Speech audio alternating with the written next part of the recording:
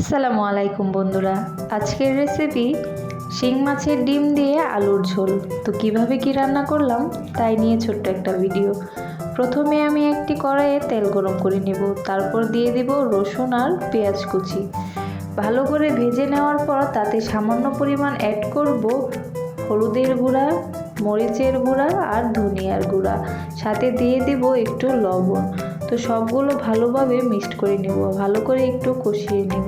তারপর এখানে অ্যাড করে নেব আদা বাটা, রসুন বাটা আর জিরার গুঁড়ো।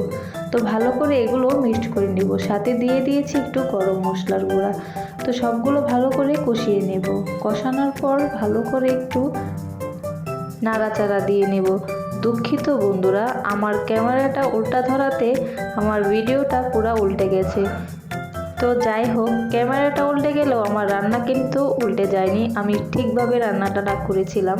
খেতে অনেক সুস্বাদু হয়েছিল, অনেক মজা হয়েছিল, সবাই বলেছিল। তো তারপরে আমি এখানে অ্যাড করে দিয়েছি শিং মাছের ডিম, মাছ আর আগে থেকে কেটে রাখা আর ধুয়ে রাখা পেঁয়াজ কুচি আর টুকরো করা আলু। তো ভালো করে সবগুলো মিক্সড করে নিয়ে তাতে দিয়ে দিলাম পানি।